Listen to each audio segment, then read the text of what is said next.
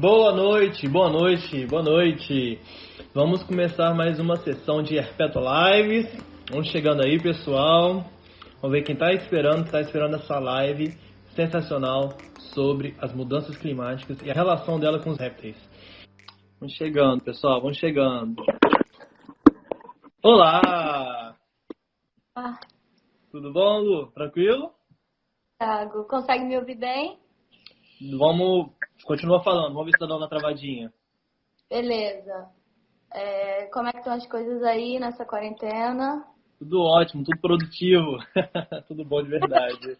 Começou a Herpeto Live com a professora doutora Luísa Viegas. É Luísa Viegas Gelli. Você botou um hífenzinho também? Botou um hífenzinho aí? Aliás, pessoal, para quem não sabe, na ciência, alguns pesquisadores, por ter um sobrenome comum ou um homônimo, por exemplo, eu tenho outro Thiago Silva Soares na minha vida, que é biólogo do Espírito Santo, é mastozoólogo. Aí, pra gente se diferenciar, um momento da minha vida, eu escolhi que eu ia botar um hífen, e aí minha assinatura na ciência vira Silva Soares, né, com hífen, vírgula T, de Thiago. Você fez por isso também, Luísa? Foi por isso também. E também porque eu queria homenagear a minha avó, que é o Diélia da minha avó. Que legal. Viegas ficou por causa disso. Que massa, que lindo. Que lindo, maneiro. Lu, vou me apresentar para os seus seguidores que estão vindo aí direto da sua conta e depois eu vou abrir para você, tá bom? Então, pessoal, meu nome é Thiago, muito prazer em receber vocês aqui na Herpeto Live. Hoje estou com uma convidada especial, a gente tem história aí na herpetologia, já vamos falar sobre isso. Mas onde eu conheci foi onde eu conheci a Luísa, que foi no Museu Nacional, foi onde eu fiz meu mestrado, meu doutorado. Eu sou especialista em anfíbios e répteis, herpetólogo, biólogo também, que nem a parceira aqui. E, enfim, capixaba, 36 anos, na pista. Feliz, animada de ouvir um tema que rodou o mundo, né? Foi lá para a Oceania ser apresentado. A ciência brasileira representada, eu não canso de dizer isso, Lu. Você mandou muito bem, está de parabéns. E agora, passo total a bola para você se apresentar. E começa falando dessa volta ao mundo que você deu aí, apresentar, falar sobre esse trabalho lindo que você vai falar para a gente hoje. E fala o título para a gente. Bom, né, a ideia do título, né, que é Sangue Frio, Mundo Quente, né, o impacto das mudanças climáticas aí nos répteis. Justamente porque a gente tem... Primeiro, antes de falar sobre esse título, eu vou falar um pouquinho sobre mim, né? Sim, Eu sou bióloga, sou formada pela UFRJ, né, bacharel em zoologia, e fiz o mestrado lá no Guild, no Pará, no Museu Paraense Emílio Guild. Meu mestrado foi com zoologia, também, na parte de evolução, mas desde o mestrado eu já trabalho com essa parte de mudanças climáticas, né, afetando os répteis. Os répteis estiveram no meu top trend dos melhores organismos, então eu sempre trabalhei com eles desde a graduação, né? Até o Thiago falou que a gente tem uma história aí, porque o meu primeiro estágio foi graças ao Thiago, né? Que colocou dentro do Museu Nacional, sou muito grata a ele por isso. E depois do meu mestrado, fui fazer o doutorado na UERJ, né, com o Fred Rocha. Continuei com esse trabalho e passei a jornada tendo várias parcerias, várias colaborações nacionais e internacionais. E doutorado, eu fui fazer um doutorado sanduíche lá em Ohio, né, lá aqui do lado, porque eu Estados Unidos, e com um dos meus colaboradores que trabalha com biologia termal. Então, basicamente, a formação desde o mestrado e o meu doutorado, eu venho focado em fisiologia térmica, em lagartos e serpentes principalmente, né? E como que isso é afetado pelas mudanças climáticas. Eu terminei o doutorado, fui fazer um pós-doc em Salvador e agora estou no meu segundo pós-doc aqui em Maryland. E Thiago falou sobre a volta ao mundo, que eu fui parar lá na Oceania. Conta. No passado, eu fui convidada por um pesquisador que estava organizando um simpósio, né, para falar sobre minha pesquisa lá no Congresso Mundial de Herpetologia, que foi na Nova Zelândia. Aconteceu em janeiro desse ano. Então, ele leu alguns dos meus artigos e, enfim, ele gostou da minha pesquisa e me fez esse convite. E eu não poderia negar, né? Então, Claro. tentei de todas as formas conseguir financiamento, mas o financiamento estava difícil. E eu fiz uma vaquinha que eu compartilhei. A gente fez uma live aqui também, né, com o Thiago. Foi muito bacana porque muita gente se mobilizou e graças a mais de 50 pessoas que doaram efetivamente dinheiro e tantas outras que compartilharam, eu consegui ir para esse congresso, consegui representar o Brasil lá, falei nesse simpósio, né? Basicamente falei sobre essa pesquisa que eu vou falar um pouquinho para vocês hoje. E dessa participação minha, eu consegui algumas colaborações, eu estou com 3 artigos em andamento. Uau! Isso fora algumas outras colaborações que estão aí se desenvolvendo ainda. Então foi muito bacana, foi uma oportunidade muito legal. Que maravilha. Novamente, parabéns, Liz. Desde o começo, quando você foi convidada e estava na luta para conseguir ir, estou te dando vários parabéns. A gente devia ter feito uma live depois que você voltou, né? Eu acho que faltou isso, porque não, meu apoio você já tinha. Eu tentei buscar o apoio de um monte de gente. Eu sei que parceiros apoiaram, amigos, o pessoal da República Capixaba doou, fez questão. Um enorme parabéns mesmo pelo seu trabalho e pela conquista, né? Seu trabalho está tão bacana, tão merecedor que você recebeu esse convite lindo. Incrível para, novamente, representar a ciência brasileira no exterior. Legal mesmo, eu fiquei muito feliz, porque eu realmente não esperava. O pesquisador que me convidou foi um dos pesquisadores que eu mais citei, né, no meu doutorado, porque ele super trabalha na área, ele é super reconhecido. Então foi muito bacana eu chegar na minha caixa de e-mail, um e-mail dele, perguntando se eu teria interesse em participar de um simpósio que ele estava organizando. Então foi uma coisa muito bacana. Que sucesso. Muito legal. Feliz. Luísa, eu vou começar com uma pergunta que pode ser ligeiramente polêmica, que não está nem programada entre a gente. Vamos lá. Como tem gente que defende, eu quero saber a sua opinião. O aquecimento global é algo natural ou é algo que o ser humano está produzindo, que não estaria rolando agora se não fosse a gente? Me diga aí, o que você tem para falar sobre isso? Então, o que acontece é o seguinte, as mudanças climáticas, elas são um processo natural, né? Então, ao longo da história geológica da Terra, o clima é cíclico, né? Então, a gente tem períodos de aquecimento, períodos de resfriamento. E isso, em consequência disso, a gente tem, né, isso é consequência, na verdade, da alteração da concentração de gases na atmosfera, que é uma coisa cíclica mesmo, natural. O problema do que está acontecendo hoje é que essa mudança, ela ocorre ao longo de milhares de anos, tá?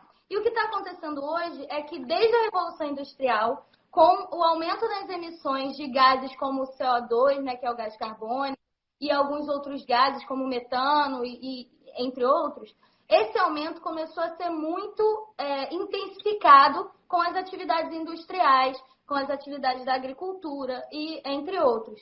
E por conta disso, houve esse aumento na concentração de gases na atmosfera e aquelas mudanças que deveriam ocorrer ao longo de milhares de anos estão ocorrendo ao longo de décadas, né?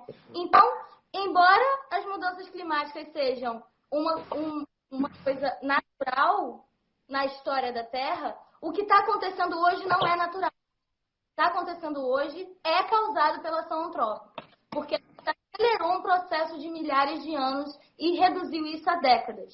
Só para reforçar que é um consenso na ciência, né? As mudanças climáticas consideradas recentes, que são essas causadas pelo homem, isso é um consenso na ciência, o que significa que mais de 97% dos cientistas concordam que isso está acontecendo, né? Sempre tem um ou outro que é negacionista, mas a negação não é embasada em testes científicos, né? Quando a gente coloca uma metodologia, coloca um teste de hipóteses real, né, e você trabalha em cima daquilo, você sempre vai ter essa confirmação de que as mudanças climáticas estão acontecendo acontecendo e que são causadas por esse aumento de emissões causado pelo homem. Ótimo, ótimo, perfeito. Também muito bem colocado. Ótimo mesmo. Vamos começar a aprofundar nesse título que eu achei super criativo, né? Répteis têm sangue frio, o mundo tá mais quente. Nessa, uma pergunta. É total o que você apresentou na Nova Zelândia, está apresentando pra gente agora? É uma partezinha? O que é isso? Então, na Nova Zelândia eu foquei em um dos meus artigos que falam sobre isso, né? Até mostrei um estudo de caso ou outro que eu tenho feito, mas o foco principal foi um dos artigos. O que eu vou apresentar para vocês é boa parte do que eu faço, então é um apanhado de tudo que eu tenho feito ao longo, né, desde mestrado e doutorado. Pessoal, papel e caneta na mão aí, hein? Ou assiste a live depois para revisar. Mas, lá, répteis estão em sangue frio, o mundo tá mais quente? Começa, por favor, doutora Luísa.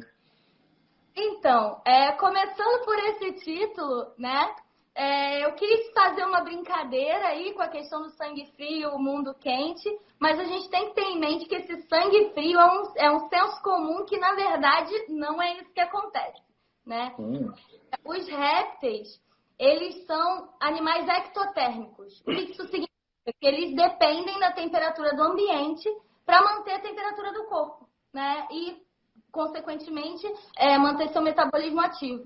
Então, o que acontece é que quando a temperatura do ambiente está baixa, consequentemente, a temperatura corpórea do animal vai estar baixa também. E daí que vem essa questão do sangue frio, porque muitas vezes o animal é pego de noite e aí a temperatura está baixa, logo a temperatura do corpo dele está baixa também. Então tem a questão fisiológica por trás. Mas esses animais não têm sangue frio, isso não é real, né? É uma questão fisiológica porque eles dependem da temperatura do ambiente. Né? Então eu fiz essa brincadeira no título porque é o que acontece. Se a gente está dizendo que esses animais dependem da temperatura do ambiente para regular a sua temperatura, as alterações climáticas vão, obviamente, afetar eles diretamente. Né? Então, os répteis são um dos animais mais afetados, mais diretamente afetados por essas mudanças. Né?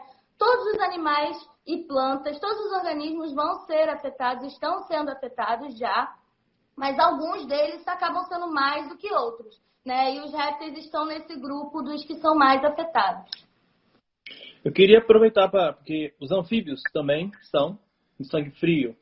Eles seriam menos afetados ainda que os répteis? É uma pergunta curiosa, não sei. Eles são mais afetados que os répteis pelas mudanças climáticas, porque os répteis, eles têm a questão da ectotermia e tudo mais, mas eles têm maior resistência à perda de água, porque eles têm as escamas e tudo.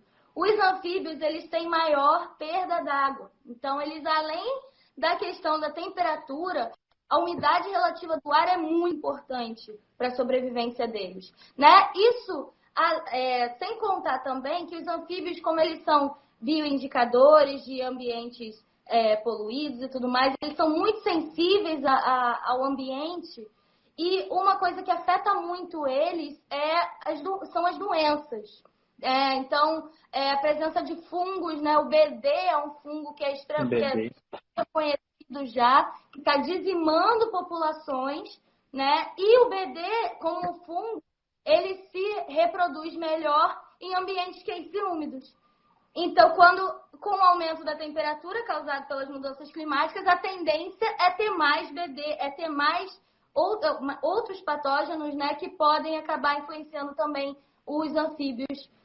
E por isso, os anfíbios, eles são o grupo considerado mais vulnerável, né, na atualidade. É o grupo inteiro está ameaçado de extinção. Né? Considera que o grupo está ameaçado. Por conta disso, eles são muito sensíveis. Não só à temperatura, mas à variação de umidade relativa do ar, à variação de precipitação, né? E a quantidade de patógenos é muito grande. Então, eles têm diversas variáveis aí que acabam colocando eles como bem vulneráveis. Entendi, olha só. Para a gente, às vezes, é meio claro, né? Os anfíbios, por não ter escamas, ter a pele mais permeável, claramente mais sensível. Só que uma explicação mostrando exatamente o porquê, pessoal, tem todo o seu valor, né? Olha só, não é só por conta da ausência da escama, de uma pele mais protegida, uma queratina. Tem ainda a influência as variáveis que aumentam os efeitos deletérios. Tá aí o fungo, que inclusive, vou chutar não, eu lembro, em 2010, acreditava-se que o BD, né, o Batrachochitrium dendrobatides, ele atuava mais em locais frios. E agora, hoje em dia, na atualidade, assim, porque eu estudei porque foi meu mestrado, né? Então, eu lembrava, a gente acreditava assim, não, em um lugar mais frio que ele se dissemina melhor. Agora, quer dizer que é quente e úmido. Olha só que legal isso. A gente tá vendo Legal, né? Né? Tipo, já tomou conta da Amazônia, já tá descendo. Então, a gente tá vendo cada vez mais ele se espalhando por aí. Que louco. Eu queria até enfatizar, era realmente, tipo assim, quando eu comecei, tinha 1 ou 2 registros de BD no Brasil, e era sempre assim, topo de montanha, no alto da Serra dos Órgãos, um outro local de São Paulo, e as pessoas estavam começando a procurar no Pantanal, na Amazônia, falavam assim, procura na Restinga, falavam assim para mim no Espírito Santo. E agora, realmente, já desceu, tá na Baixada, tá no calor. Não sei se fugiu do assunto, mas esclarecedor para muitos. Aqui, ó, chuva de coração, pessoal, tenho certeza que está sendo muito esclarecedor. Bem, você terminou, né, de falar... Agora a gente tem efeito das mudanças climáticas no mundo. Fala, um de cada vez, não tem jeito. A questão do título foi essa brincadeira aí, né, por conta do ectotermia, né? E aí a questão que eu quero trazer mais, assim, principalmente é a vulnerabilidade, né? Quando esses animais eles estão vulneráveis às mudanças climáticas no mundo. Porque inicialmente se acreditava que os répteis em ambientes tropicais seriam os mais afetados. Por quê? Isso é meio que intuitivo, né? A gente achar que, bom, o ambiente tropical que já é quente vai ficar mais quente, os bichos vão sentir, né? Em ambiente que é mais frio, a temperatura vai vir, mas eles ainda vão ter uma quantidade de temperatura que eles aceitam mais, talvez, porque a variação vai acontecer. É meio intuitivo você achar que um ambiente que já é quente, por ficar mais quente, vai ser pior, né? Mas, hoje em dia, isso caiu por terra, né? Então, dentre as coisas que um dos meus estudos trouxe, foi justamente juntar a informação que a gente tinha na literatura, tudo que a gente tinha na literatura sobre mudanças climáticas influenciando lagartos e serpentes e as anfisbenas, que o pessoal sempre esquece, que são as cobras de né? E os tuatara também, porque eu incluí essa espécie lá da Nova Zelândia, né? Que é o pessoal gosta de chamar de fóssil vivo. Eu não gosto desse termo, mas paleontólogos em geral não gostam desse termo, mas é porque os tuataras eles são um elo, né, ali entre o grupo recente dos lagartos e das serpentes, né, e os grupos que já se extinguiram. Então, eu incluí essa espécie também. E o que a gente viu, né, nesse trabalho é que a gente tem vulnerável no mundo inteiro. A gente tem desde aqui no Equador até lá em topo de montanha na região mais fria. Então, os répteis estão vulneráveis e ponto. Não tem essa de os tropicais são mais vulneráveis ou menos vulneráveis, né? O que a gente tem hoje, né, é que a gente tem pouca espécie estudada nessa área. Né? Quando você vai avaliar os bichos para saber se eles estão vulneráveis ou não, para você definir que uma espécie é vulnerável, você precisa definir diversos fatores. Você precisa olhar para diversos fatores. Não basta você dizer, não, se a temperatura naquele lugar vai mudar, então o bicho está vulnerável. Não é assim. Porque ele tem diversos mecanismos que ele pode ter para lidar com aquela temperatura, com aquela mudança de temperatura. Né? Então, a gente chama, para você considerar uma espécie vulnerável às mudanças climáticas, você tem que avaliar quanto que vai mudar no ambiente, você tem que avaliar como que a espécie vai responder a essa mudança e como que ela sente isso. Então, por exemplo, quando a gente está com calor na rua e a gente entra numa sala com ar-condicionado, e o ar-condicionado está muito forte, se você não tem um casaco com você, você vai sentir isso diferente do que uma pessoa que tem um casaco, certo? Isso acontece entre espécies, né? Espécies que sentem mais, são mais sensíveis, né? Que a gente chama. Há essa temperatura, essa mudança de temperatura que outras, né? Isso vem de diversos mecanismos, seja mecanismos de comportamento, mecanismos genéticos, adaptação, isso vem de diversos mecanismos. Então, a própria pele, o pigmento em si, pigmentos diferentes de textura, ok. Uhum. A coloração ajuda, então isso varia, né? Então, quando a gente vai avaliar a vulnerabilidade de uma espécie, não basta a gente só medir a temperatura do ambiente e falar, pô, a temperatura antes era X, agora é Y. Não, isso, legal, sabemos que mudou. Mas e aí? Como é que isso vai, de fato, afetar aquela espécie? Né? E aí entra a análise da sensibilidade. A gente tem que, muitas vezes, tem trabalhos que fazem a parte genética, que incluem até a Fernanda Werneck, que estava online aí, ela trabalha com essa parte de genômica lá no laboratório dela e ela faz essa relação para ver a relação da evolução da espécie com a variação climática para ver se está influenciando, né? Então, é bem complexo. Você consegue avaliar esse impacto das mudanças climáticas em diferentes questões da vida do animal, né? Desde genética, desde a parte da evolução, até comportamento, até distribuição, né? E quando você avalia a vulnerabilidade, o que mais se usa, assim, o que é mais comum ultimamente é você fazer modelos, que são modelos de distribuição, né? O que são esses modelos? A gente vê onde o bicho ocorre hoje, qual é a temperatura do corpo dele atualmente, aí se faz diversos experimentos de fisiologia que a gente medir, eu vou contar um pouquinho como é que faz isso. Eu ia perguntar, ok, que bom. A parte prática, né? A gente faz esses experimentos, né? E aí com esses dados em mãos, a gente associa essa fisiologia térmica do bicho, né? Essa biologia dele, né, que é a espécie específica, então a gente faz isso para cada espécie, a gente associa isso com a distribuição dele hoje, com como que o ambiente é hoje, né? E aí a gente consegue projetar isso para um futuro onde a temperatura vai mudar. Então a gente casa fisiologia, distribuição e condição ambiental hoje para a gente poder no futuro prever se isso vai se manter, se aquele ambiente que hoje pode ser termicamente adequado para ele vai se manter termicamente adequado no futuro, né? Então esse modelo de distribuição futura é o que muitas vezes diz para a gente se o bicho vai conseguir se manter naquele lugar ou não. Perfeito. Isso é uma das formas de fazer isso, é uma das formas que eu costumo fazer isso, né? A parte de modelagem, sempre associada à fisiologia, no meu caso. Tem como fazer os modelos sem fisiologia também. Você usa distribuição e dados ambientais, né? E faz um modelo correlativo, que chama. Você correlaciona distribuição e dado ambiental, né? O modelo que eu uso é um modelo mecanicista, que ele usa esses outros preditores, né? Que é a biologia do bicho. A gente insere, por exemplo, o breeding, né? Quando que ele se reproduz, o período de reprodução.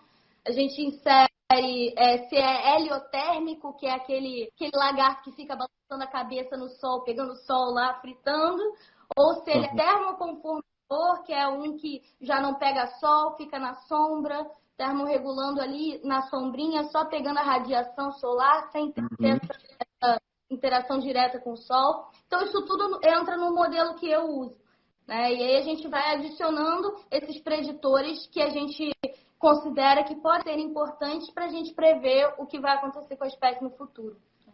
Legal, ótimo. Mostra a importância de trabalhos, estudos ecológicos, de história natural, de biologia, para você ter dados, para você poder inserir no seu estudo, né? Então, pessoal, o pessoal que fala assim, estudo básico, né, de para que saber a história natural do bicho? Olha só, o comportamento do animal, o local que ele vive, o micro-hábitos é importante para avaliar a relação dele com as mudanças climáticas. E aí me vem uma pergunta, Lu. Quando você faz uma previsão para o futuro, né, com esse modelo, você faz uma previsão com as previsões que já existem de como vai estar o clima daqui a 50 anos, ou vocês lançam temperaturas hipotéticas, ou vocês fazem os dois? Como é que vocês fazem? A gente usa, existem algumas bases de dados, né? Existe um painel, que é o painel intergovernamental de mudanças climáticas. É um painel que sempre libera a cada, acho que 7 anos, um grande documento que fala sobre as questões das mudanças climáticas, o que tem sido feito, né? Os últimos trabalhos que foram feitos e fala quais são as previsões, né? O último painel é de 2014, mas o próximo painel vai ser lançado ano que vem.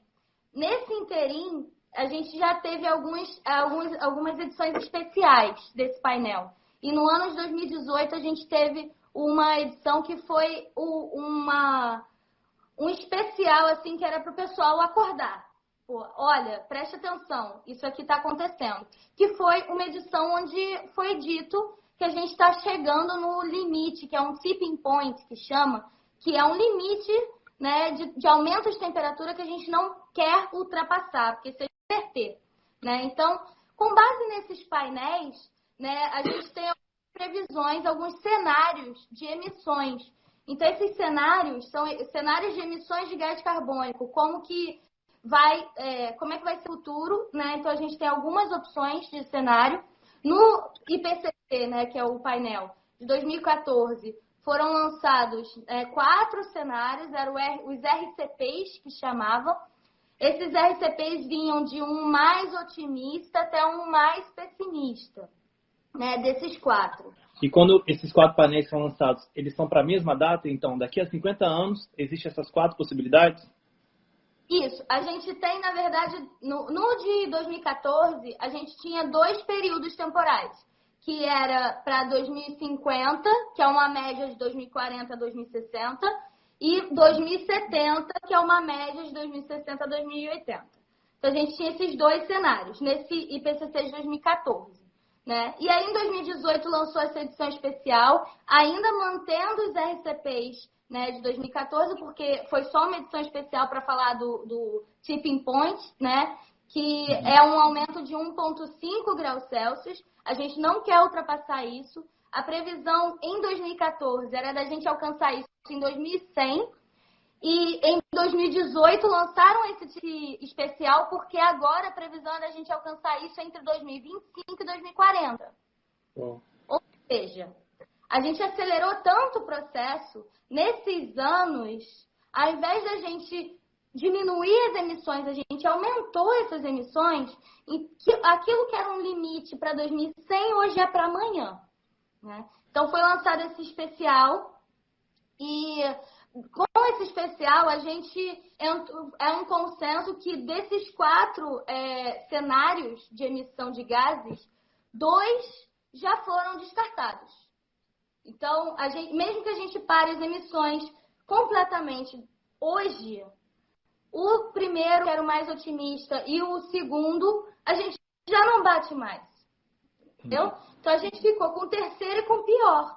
Sendo que o pior, ele é basicamente a gente manter as emissões, não é aumento de emissão.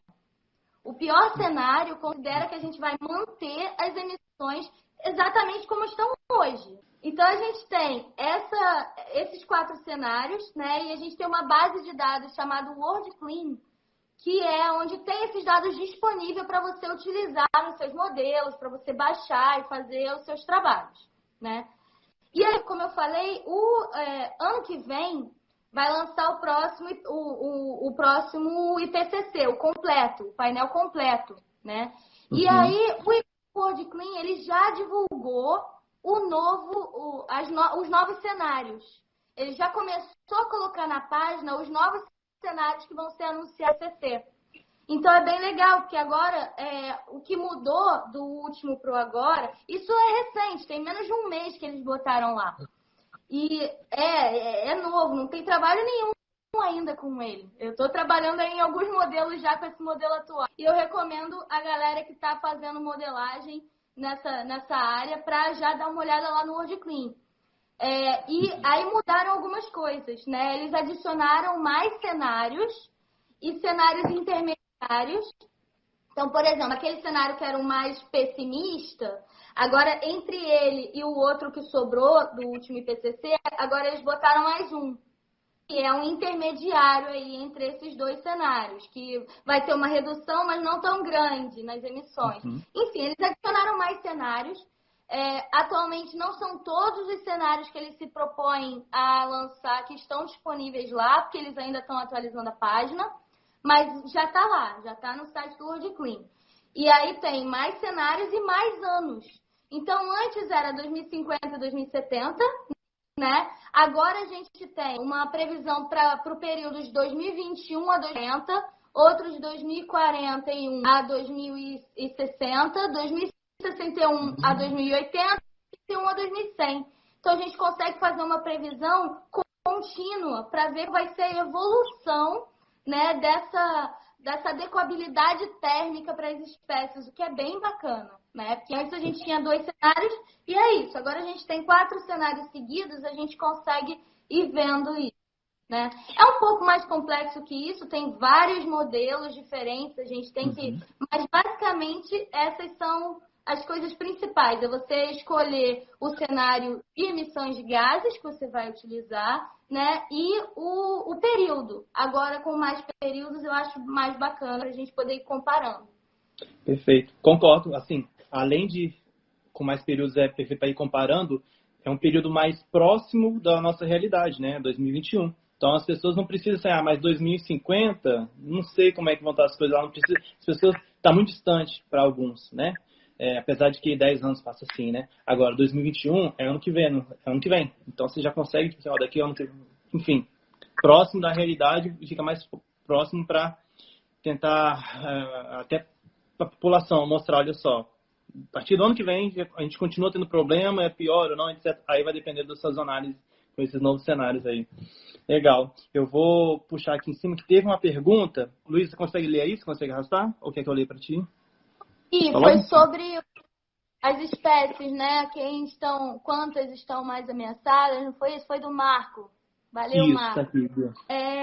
O que acontece? Dá para saber sim, né? No estudo que eu fiz, o que a gente tinha eram aproximadamente 1.900 espécies avaliadas no mundo, tá?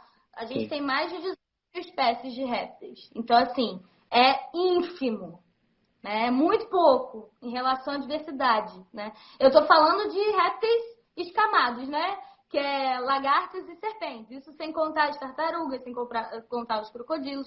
Mas o estudo que eu fiz foi voltado para répteis esquamata, né? Que são os escamados, são os lagartos, as anfisbenas esquecidas e as serpentes e o tuatara. Única espécie lá que, na verdade, é lepidossauro, né? Que o tuatara é grupo irmão dos escamados. E aí, das 19 mil, 18 mil e tantas espécies que a gente tem hoje, só 1.900 espécies foram avaliadas de alguma forma em relação ao impacto das mudanças climáticas, tá? Então, a gente já tem uma coisa muito pequena. Dentre essas, a maioria delas foi avaliada como vulnerável, como impactada negativamente, né? Teve uma ou outra que apresentou um modelo de distribuição que se expandia, né? Essas normalmente em ambientes mais frios, porém, de maneira geral, temos a maioria das 1.900 espécies estão vulneráveis, tá? Dessas que foram avaliadas. No momento que você fala que uma ou outra tinha um modelo que se expandia, quer dizer que ela tinha um efeito positivo com o aquecimento? Era bom para ela? Exatamente. Mas aí entra uma questão. Essas avaliações normalmente são locais, né? É difícil você fazer a nível global. Porque a nível global, você precisa de dados de toda a região que ela ocorre. E isso é bem difícil de fazer, né? Então, por exemplo, teve muitas espécies dessas que foram avaliadas positivamente, né? O que significa? Que para aquele modelo que foi utilizado para essa espécie, haveria uma expansão, um aumento na distribuição dela. Porque o ambiente estaria mais adequado para ela em mais lugares. Então, ela teria essa expansão. Só que o que acontece? Quando você pensa nisso, você jogando no modelo, né, que vai haver uma expansão, você necessariamente precisa adicionar nesse modelo as barreiras, não só geográficas, como humanas. Porque não adianta dizer, por exemplo, no Brasil, que vai haver uma expansão do Liolemos lutzi, que é um lagartinho endêmico da Restinga do Rio de Janeiro, se não tem ambiente para ele se expandir. Então, mesmo que seja termicamente adequado que esse bicho ocorra no meio da Tijuca, ele não vai ocorrer no meio da Tijuca. Uhum. Se mesmo que seja, que é um bairro, né, do Rio de Janeiro, mesmo que seja termicamente adequado que ele se expanda para dentro do Rio de Janeiro e vá para São Paulo, isso não vai acontecer, porque a gente tem uma grande cidade aí, né? Então, os modelos, eles são muito complexos por causa disso, que a gente precisa ter entendimento do ambiente, né, que está ali, não só do ambiente da questão biológica, mas de tudo que está envolvido naquele lugar. Então, é muito difícil a gente prever uma expansão sem levar em consideração todas essas variáveis, né? Na Amazônia, por exemplo, você falar em expansão de um lagartinho, tipo o Coleodactylus, né, atualmente Chatogeco, o bicho é desse tamanhozinho. Aí você vai falar uma expansão em 20 anos, né, num modelo para 2050. A gente vai falar 30 anos aí, uma expansão do bicho que é desse tamanho, ele vai cruzar a Amazônia. Como é que ele vai cruzar a Amazônia? Como é que ele vai passar pelos rios? Então, assim, é muito difícil você falar em expansão nesses modelos sem levar em consideração todas as barreiras, né? Mas, sim, existem algumas espécies que apresentaram modelos positivos, né? Mas é aquilo. Cada trabalho abrange uma determinada região. Então, tem que entender também que, às vezes, aquela população pode se expandir, mas, de maneira geral, as outras populações podem não se expandir. Então, tem muitas variáveis ali, né, influenciando. Pessoal, vocês estão jogando as perguntas agora, hein? Fernandinha, segura aí. A não ser que você acha que é uma resposta rápida, Luísa. As mudanças climáticas são a principal ameaça aos répteis? Uma das principais, sim, né? O uso da terra é outra ameaça, né? E a atividade humana de maneira geral, né? São ameaças. Se a gente considerar todos os répteis, a poluição nos mares aí acabando com as tartarugas, enfim, é uma das, mas não é a única, né? Mas a atividade do homem é a maior ameaça, sem sombra de dúvida. Vem cá, você acha que dentro desse contexto, né, do que você está apresentando, né, não usando os répteis como modelo, mas considerando todos os outros animais, a gente está vivendo uma nova extinção em massa? Exatamente. Isso é uma coisa que foi abordada, já vem sendo abordada nos últimos anos, aí desde 2008 parece que surgiu a primeira brincadeira falando sobre isso aí na literatura. Mas o que acontece a gente teve 5 grandes extinções em massa na Terra. Todas as 5 extinções em massa, elas ocorreram há milhares e milhões de anos, tá? Todas elas.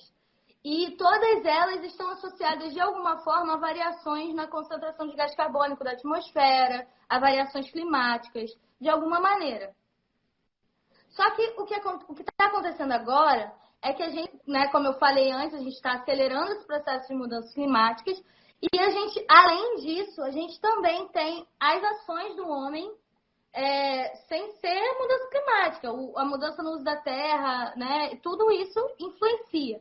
Então, sim, a gente está causando uma 6ª extinção em massa porque a quantidade de espécies que estão se tornando vulneráveis ou entrando em risco de se extinguir hoje tem crescido cada vez mais. A gente tem muita espécie que não foi descrita ainda na nossa habilidade, principalmente no Brasil, na Amazônia.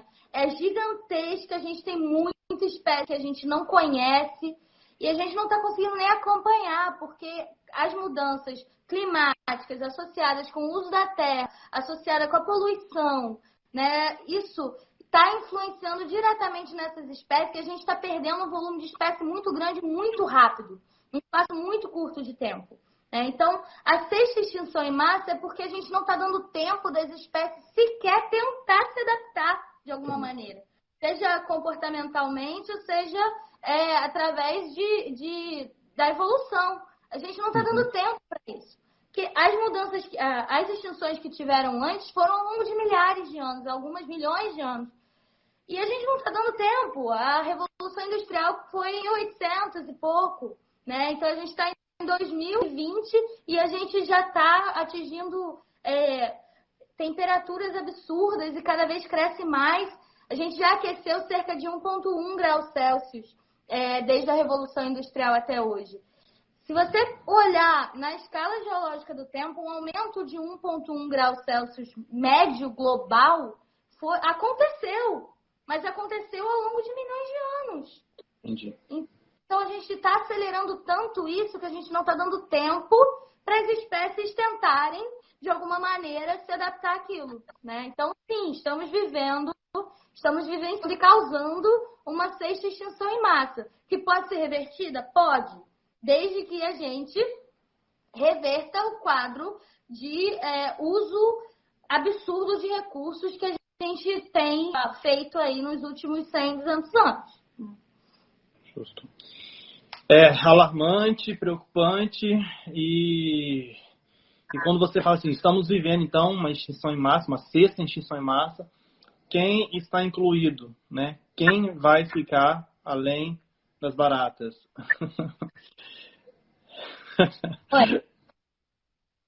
É importante a gente falar sobre isso, porque quando a gente fala em extinção em massa, a gente pensa só nos bichinhos, nas plantinhas, Mas o ser humano é bichinho também, O bicho-homem faz parte da biodiversidade, O que acontece é que quando a gente fala que as mudanças climáticas vão afetar a biodiversidade, a gente tem que entender que a biodiversidade somos nós também, Então, a gente está vivendo aí uma pandemia global causada por um vírus, certo? Todo mundo em casa, espero que todo mundo em casa, todo mundo isolamento social, respeitando.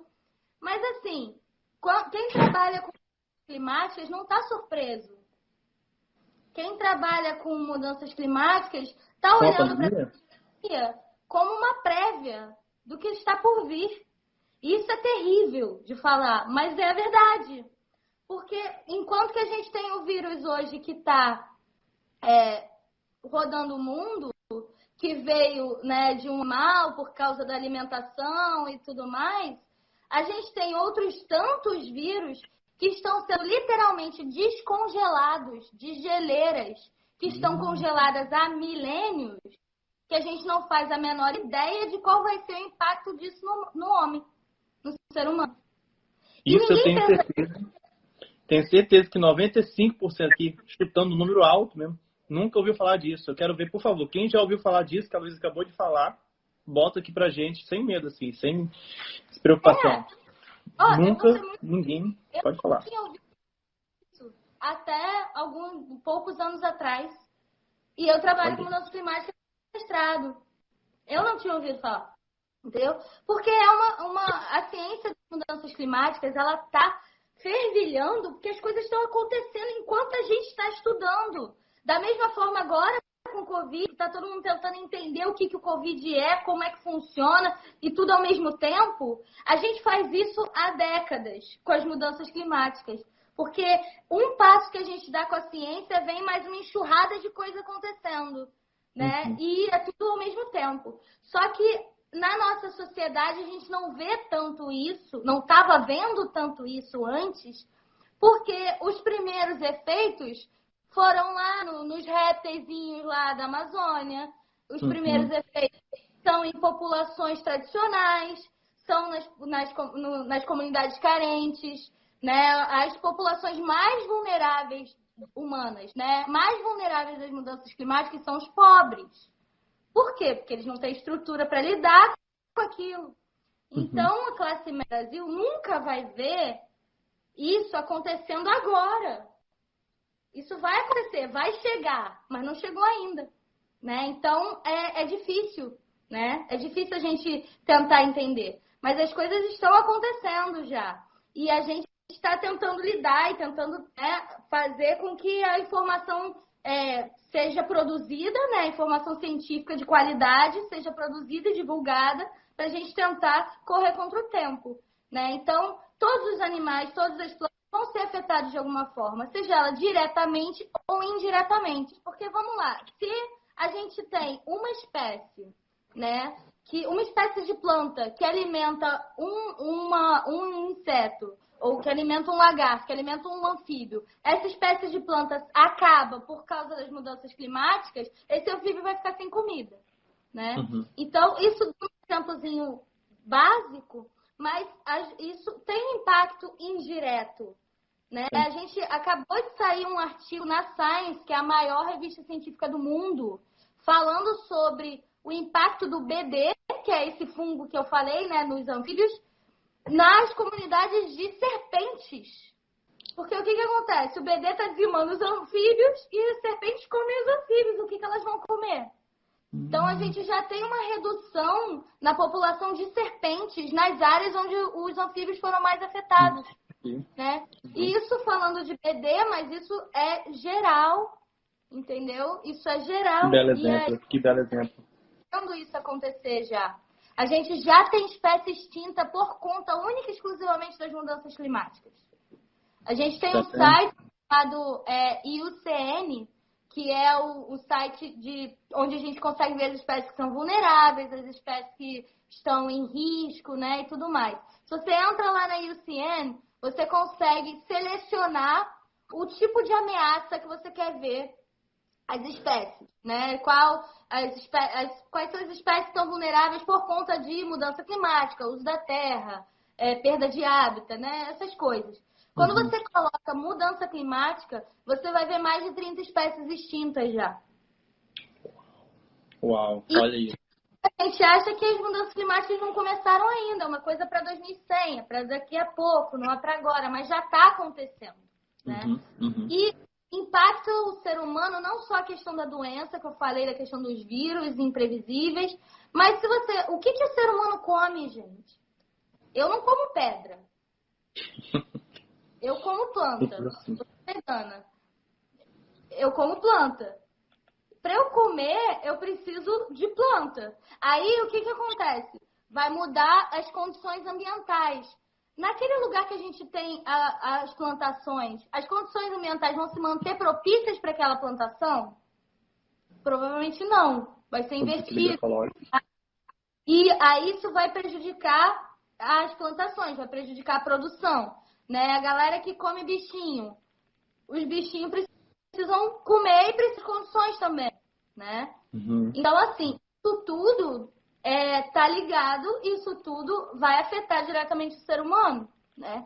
Pessoas que moram em cidades costeiras, com o aumento do nível do mar, consequentemente a gente vai ver aumentos de enchentes, a gente vai ver mais esses eventos extremos que a gente chama, né? Que são esses eventos que a gente não espera que aconteça. Tipo, uma enchente que toma... Copacabana teve isso recentemente, né? Tomou ali, a água do mar foi para o meio da rua. Né? Quando que a gente viu isso no passado? Ondas de calor, né? Eu falo do Rio de Janeiro porque eu sou carioca. A gente teve um verão alcançando 50 graus Celsius. Isso, surreal. Então, essas coisas estão acontecendo e a gente precisa ter em mente que vai afetar a gente diretamente, né? Não é simplesmente só os bichinhos e a gente está isento a isso.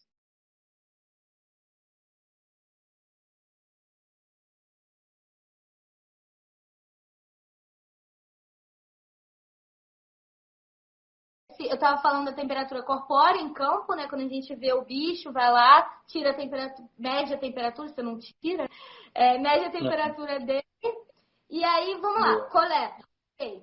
Aí eu levo para o laboratório, né? Normalmente, a gente monta toda uma estrutura no meio do mato, né? Então, campo na Amazônia, todos os campos que eu fiz na Amazônia foi uma estrutura gigantesca. Eram caixas de material para a gente montar os experimentos no meio do mato, né? Então, a gente tinha que ficar numa base, normalmente em base de parque nacional, né, que tem uma estrutura, pelo menos uma estrutura mínima para a gente conseguir fazer os experimentos. A gente precisava de energia elétrica, a gente precisava de ambiente para congelar os gelos que a gente utilizava, né? Eu vou explicar por quê. Então, precisava ser um ambiente minimamente adequado para fazer pesquisa. A gente não consegue, trabalhando com fisiologia térmica, para avaliar mudança climática, não dá para a gente ir para campo só de mochilão.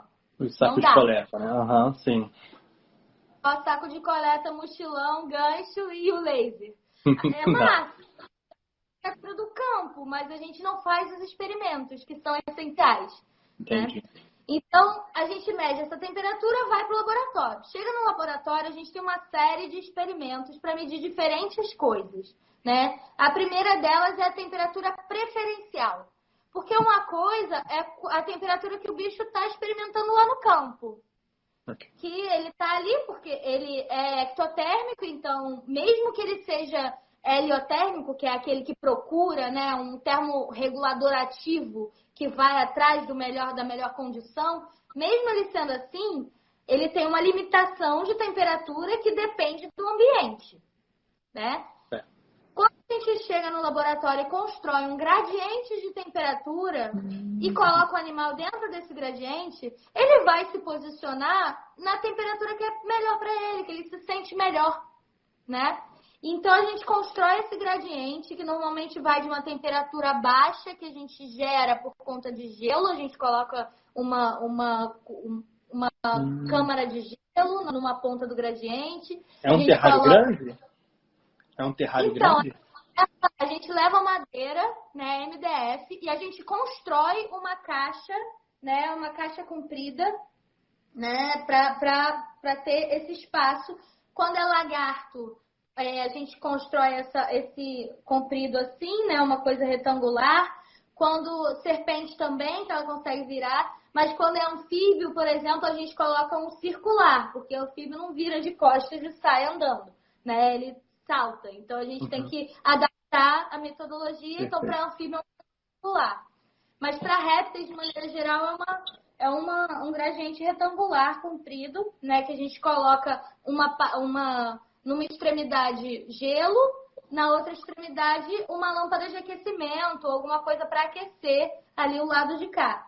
E a gente cria esse gradiente, né? Normalmente de uma temperatura de 15 graus, 10 graus, dependendo do organismo que a gente está estudando, até 30, 40, dependendo do organismo que vai entrar ali.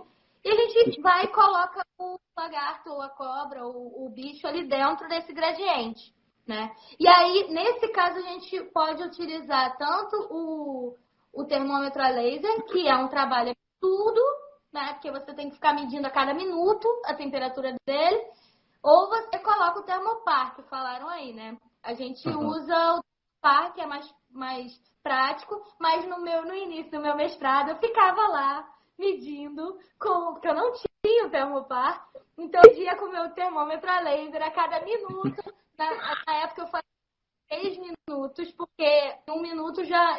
Normalmente não é só um bicho que está correndo, né? A gente tem vários gradientes. Então era o tempo que eu levava para medir todos os bichos, anotar e voltar para o início. Caraca! Então, sim. Assim, 3 minutos que dava tempo de eu fazer isso, anotar tudo e aí sentar durante 5 segundos e voltar a contar. Guerreira! A gente conseguiu o termopar na nossa vida, aí é mais fácil. O termopar é um aparelhinho, né? Você tem o ômega, que é esse aparelhinho, você conecta o termopar ali, coloca esse fio que eu mencionei, né? O termopar é um fiozinho.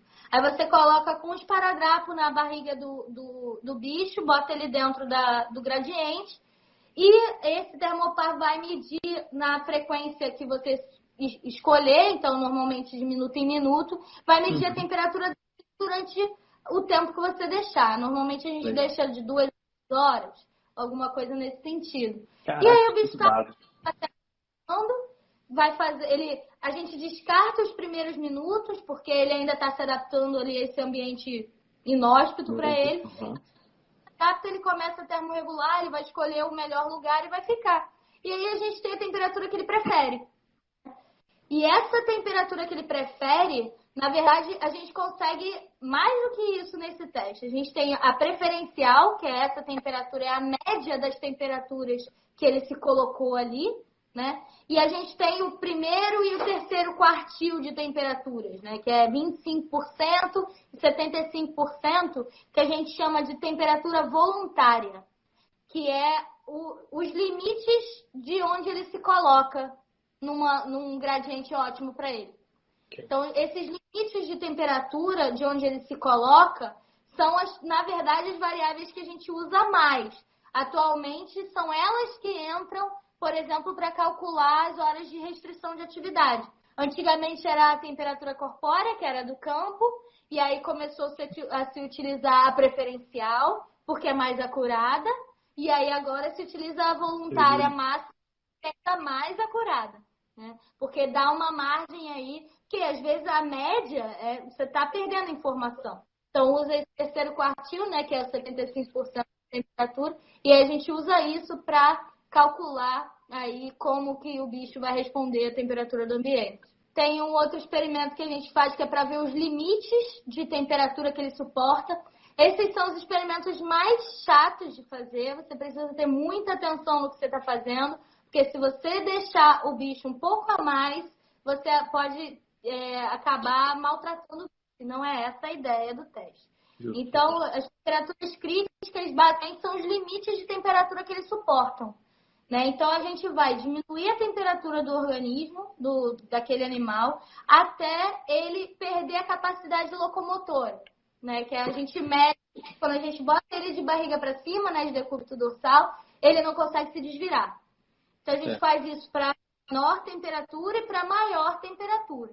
Então, quando ele perde a capacidade de se mexer, a gente mede a temperatura, tira ele e volta ele para a temperatura preferencial dele, que a gente já sabe, porque foi o primeiro teste que a gente fez, né?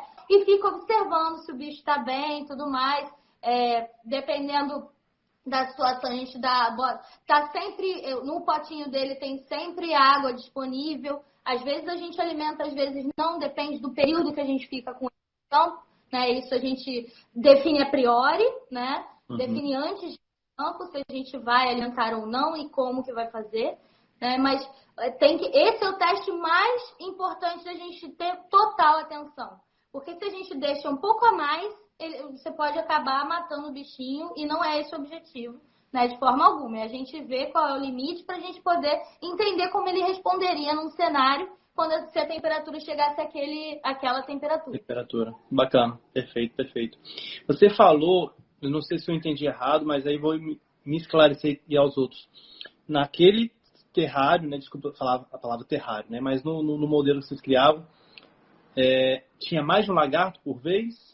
Pelo que eu entendi, na hora que você ia medindo de um lado para o outro, é porque tinha vários. A gente tem vários quadrados, vários terrários, né? Então, tem um em cada terrário. Você não pode colocar dois juntos, porque tem competição. Se for duas espécies, um pode comer.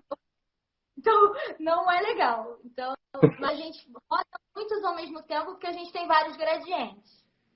Bacana. É legal porque a gente consegue, dessa forma, realmente visualizar o experimento, né? Eu consigo imaginar, inclusive, você em campo, o local do campo e montando o experimento. Legal. Fazendo ciência dentro do mato mesmo. Tem um último experimento que também eu acho que é o mais engraçado de todos. Conte. Porque é um experimento para medir a performance, né? Que é o desempenho do bicho. E a gente faz isso através do desempenho locomotor.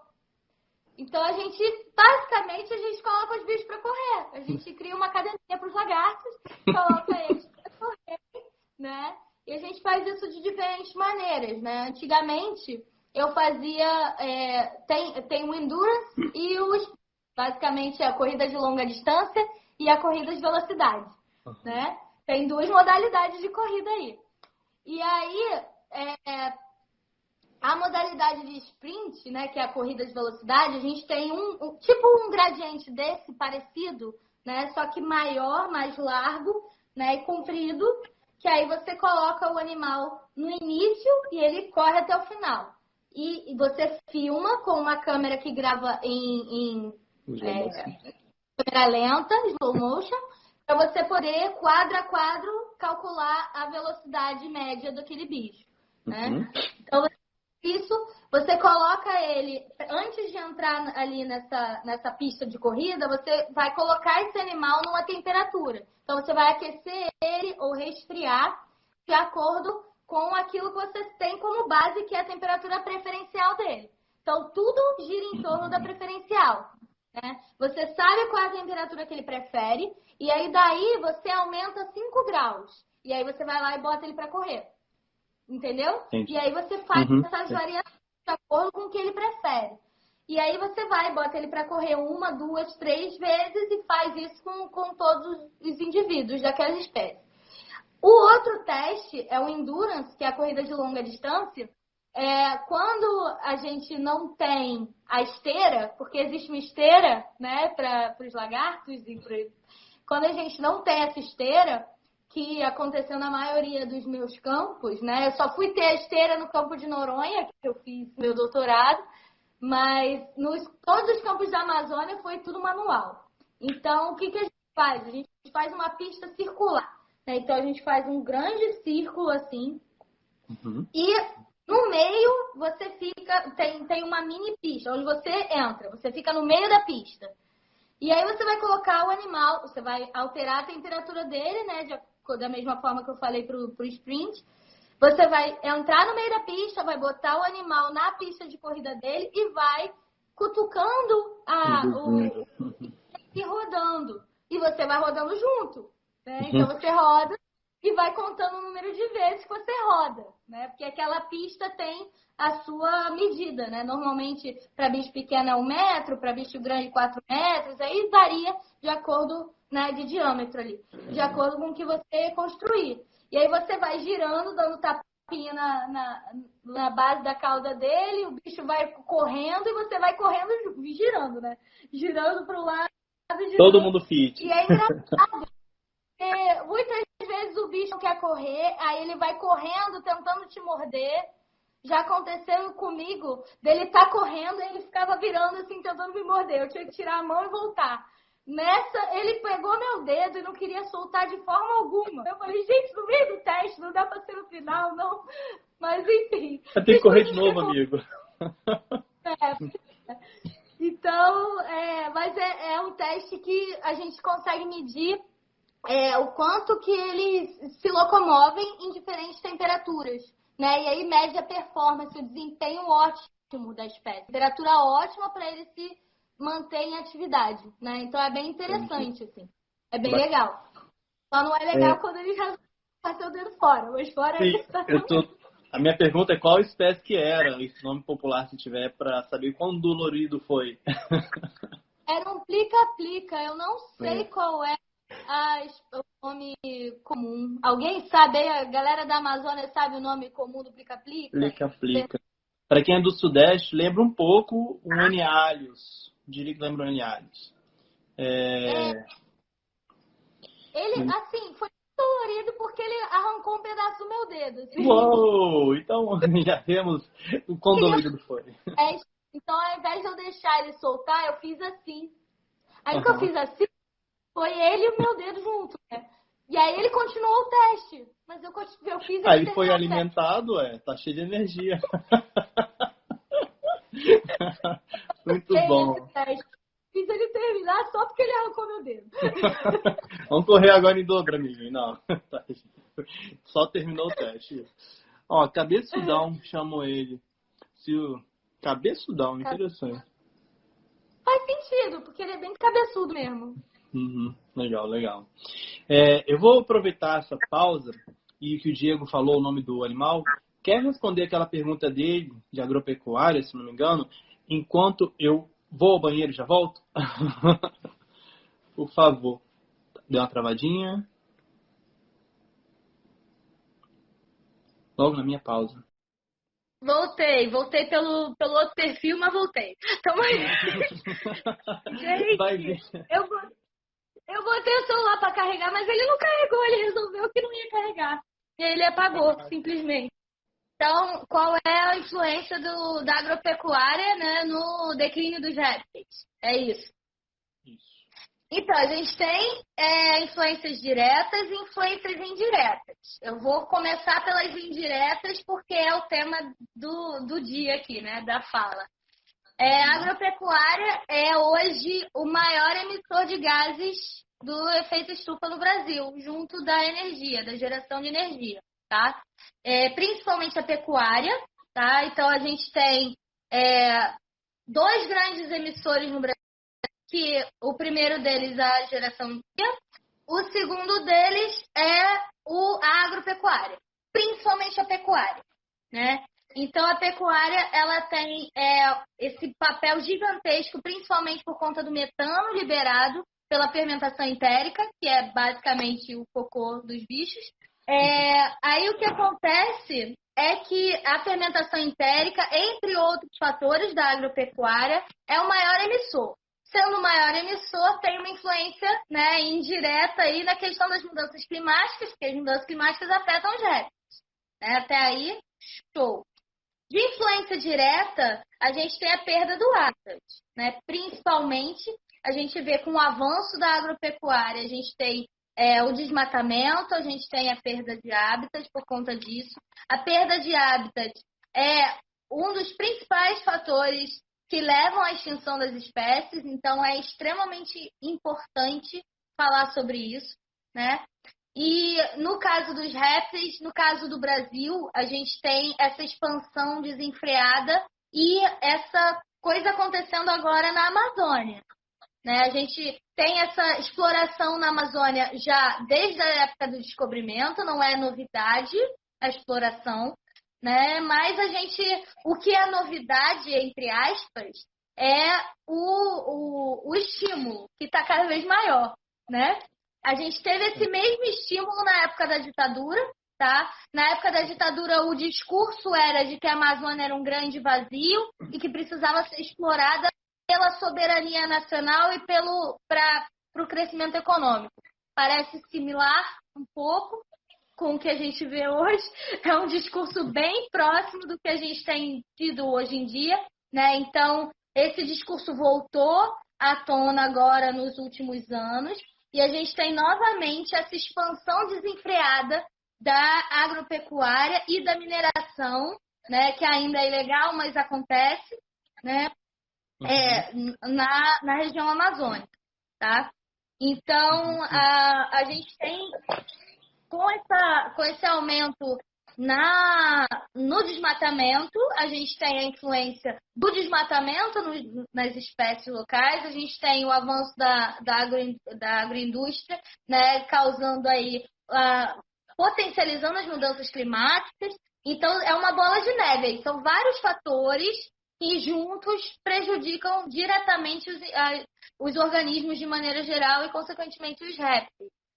É interessante que você colocar aqui que o governo militar incentivou isso, a exploração da Amazônia. Foi na mesma época, né, o governo militar, na verdade, que construiu a única saída de Manaus por terra, né, que é a BR-319, que até hoje tentam recuperar aquela BR, e quem é a favor da conservação luta contra a reestruturação daquela BR-319. São coisas se conectando nesse momento aqui na minha cabeça.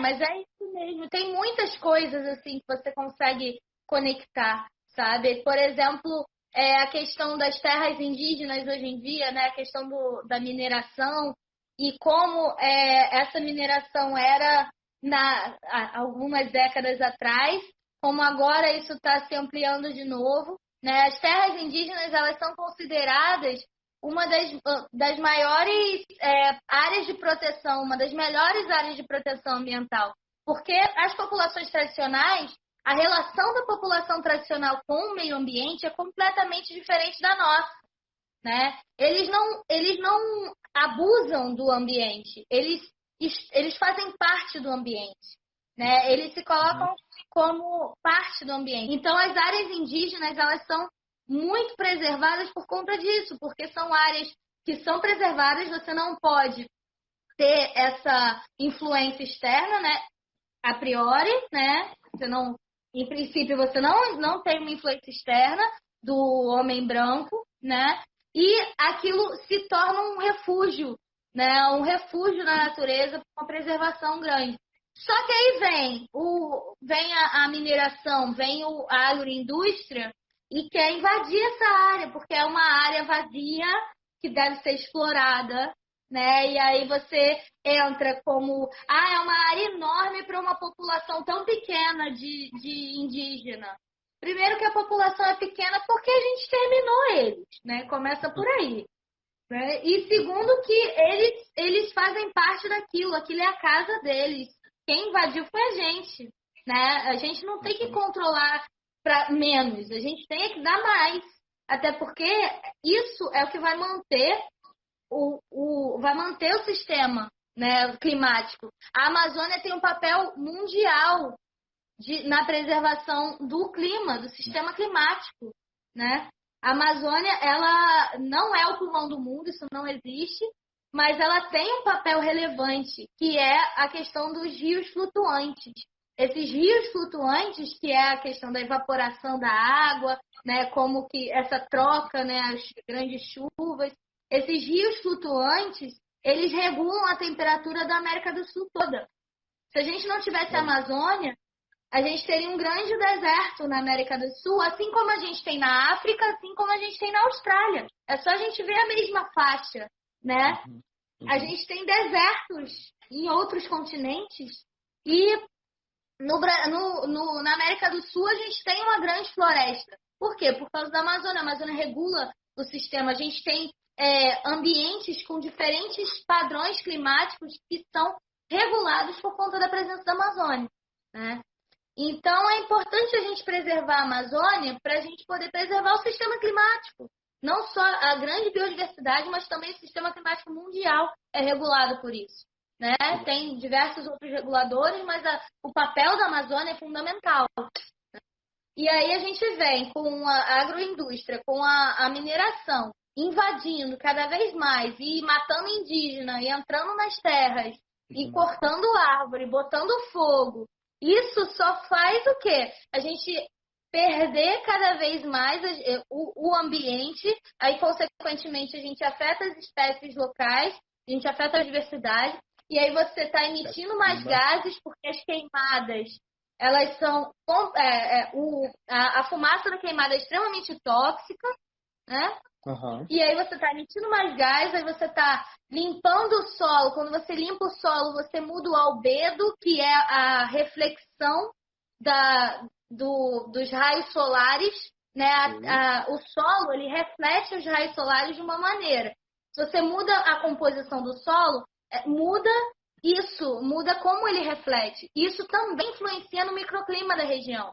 É só você ver, no meio de São Paulo, por que é quente? Por que é quente em Bangu? Porque a gente tem essa reflexão do solo aí, a questão do chão e tudo mais. Então, isso é importante e a gente esquece, de maneira geral, né, o dinheiro fala mais alto, né? A busca pelo poder e pelo dinheiro e por ampliar. E a gente não precisa ampliar. A quantidade de área já desmatada que a gente tem no Brasil, se a produção fosse otimizada, se a produção fosse otimizada, a gente não precisava derrubar mais nenhuma árvore, porque a produção não é otimizada. E por não ser otimizada, a gente tem muito espaço desmatado que não é utilizado. Já foi desmatado, já prejudicaram aquela área e é subutilizado. Então, se o argumento de querer produzir mais, ele tem que vir acompanhado do argumento de produzir mais de maneira sustentável. Né? Você não pode querer produzir mais simplesmente destruindo o que já existe. Porque a gente já destruiu muita coisa. E quanto mais a gente destrói, mais rápido vai ser esses efeitos de mudanças climáticas e outros efeitos aí, eles vão chegar cada vez mais rápido. Né? Vai ser um Covid atrás do outro. Né? Então, a gente tem que pensar sobre isso. Tem que pensar, tem todo mundo que pensar, passar a informação adiante. Eu estou pensando aqui, talvez você tenha resposta. É mais fácil desmatar uma área para plantar mais fácil, né? Do que pegar uma área que já está desmatada por conta de uma área desmatada já ter um dono e o terreno por conta disso fica mais caro do que uma área imprópria para cultivo, né? Que é uma vegetação que às vezes tem regulamentação e lei que não pode cortar. Então, a área com vegetação é mais barata. É isso? Com certeza. Principalmente se você considerar que a fiscalização é péssima, né? A gente não tem pessoal, a gente não tem financiamento para fiscalização. Cada vez mais os órgãos reguladores estão sendo sucateados. Então fica muito difícil você fiscalizar no meio da Amazônia, né? Porque uma invasão numa terra indígena no meio da Amazônia, quem é que vai fiscalizar?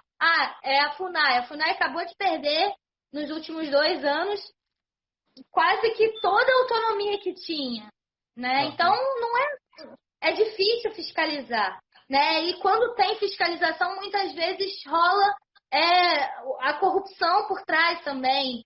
Então é difícil, é muito difícil, né? E é muito mais simples você chegar invadindo do que você negociar, ter que pagar pela terra que já tem dono, como você falou. Então tem aí, para quem está interessado em dinheiro, essas questões ambientais não importam, né? Deveriam importar porque afetam a todos nós, mas não importam. Porque normalmente esse pessoal, ele não consegue olhar no futuro.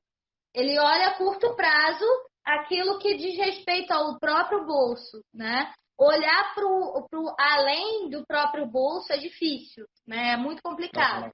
Então, é isso que acontece. A gente vê, cada dia surge uma notícia nova de invasão. Recentemente, inclusive, acabei eu estou com um artigo submetido, estou esperando o pré-print sair para poder divulgar, sobre a questão do desmatamento na Amazônia e o Covid. Né? Por quê? Porque o desmatamento está aumentando, porque agora que não tem fiscalização mesmo, porque está teoricamente todo mundo em isolamento, eles estão aproveitando para invadir. É surreal. E isso está acontecendo. Isso está acontecendo hoje. E a gente tem como ver isso acontecendo. Tem algumas bases de dados mostrando o desmatamento aumentando. E por quê? Porque não tem ninguém fiscalizando. Né? Tá todo mundo olhando para o Covid, óbvio. Porque é uma pandemia global. Só que a cabeça do pessoal que só quer lucro não está olhando para o Covid somente. Está olhando nisso uma oportunidade de sair invadindo sem que ninguém perceba. Né? A gente tem comunidades indígenas infectadas já com Covid. Por quê? Porque o homem está chegando lá, chegando com o vírus, né? E continua invadindo, continua entrando nas terras indígenas, continua entrando cada vez mais. Né? E isso está acontecendo agora. E enquanto a gente está em casa, porque a gente tem que estar em casa, né? Essa galera tinha que estar em casa também, ao invés de estar em casa, está fazendo besteira. Quem quer fazer o mal não tira férias. É surreal. Exatamente. Exatamente. Terrível, né? E terrível, triste e simplesmente a realidade. A realidade do Brasil, a realidade de vários países. A gente está falando do Brasil, é o nosso país. E é isso, eu pensei de forma menor, assim, imagina a quantidade de caçador que está indo no mato esses dias, né? De certa forma, é até um local mais seguro do que estar numa cidade ou estar indo evitando aglomerações. A pessoa está indo para o mato, está fazendo mal e não tem a fiscalização. Porque os fiscais, em teoria, né, como todo mundo deve estar fazendo, deve estar em casa. É mãos atadas. A gente fica de mãos atadas. E por um problema do homem gerando outro problema por conta dos homens, parece, às vezes a gente fica até sem esperança, né? Mas a gente não pode ficar de luto, tem que lutar, sempre. É nosso dever aqui, nosso papel como profissionais da saúde e meio ambiente, né? Meio ambiente e saúde, vamos botar o meio ambiente na frente. A gente é biólogo, a maioria aqui pelo menos.